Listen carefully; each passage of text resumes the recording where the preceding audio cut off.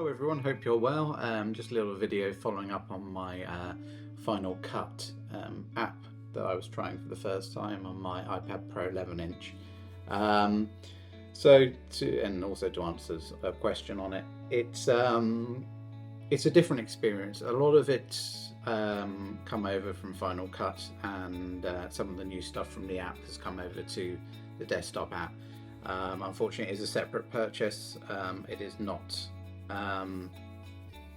included with the Final Cut. So if you've paid for Final Cut, like I have, that one-time fee for life, which is brilliant, it's one of the best value for money software ever, really. It is not linked with this. This is a separate app. It's $4.99 here in the UK monthly, or you can do it yearly, which I think works out about $59 off the top of my head. But yes, it works. It's very much designed to be used with the finger, as the tablet obviously is used, or with the Apple Pencil would make it easier. And then you can also do things like draw text and what have you, and use some of the new masking features, which have come over to the desktop app as well, which I haven't tried yet, but they're there. Obviously with all this AI stuff coming out now, all that's being ported into it as well, a bit anyway. But there's obviously more software updates to come. This is the first version for the app, and I dare say there'll be a lot more updates to the desktop version as well. The text, new text that you can use, which I used on this video at the beginning, stuff like that, that's all new in the app. And I'm happy to say when I updated the desktop version, which happened last night, went live all on the same day, later in the evening updated that they're on there as well, so that there is that link there with those. And there's also some new generators, which are really quite nice. It's a nice feature to have, especially if you're doing like the retro videos like I do, because they're in for free for the most part, so you can have generators either side of the screen and stuff like that, things that I've previously had to pay for or what have you, or I've tried and they haven't been so good, and some have, but they're very expensive now. So to have that free included with Final Cut is brilliant. But yeah, if you're only just going app all in, you could do it, and obviously the more you use it, it's a steep learning curve from the desktop version.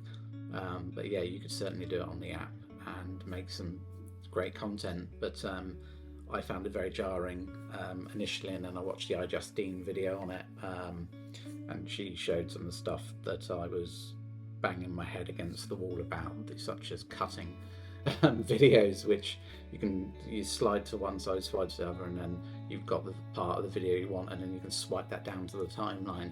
That works fine, but I couldn't actually find the razor tool, was what it was normally called, I think. But yeah, it's there, it's just an icon. But yeah, it's a learning curve. So I've got the 1 month trial. Everyone who's not used it gets to use a 1 month trial. And then you can even do a monthly payment, or as I say, yearly, to save a bit of money. But I don't see myself continuing after a trial. It's nice.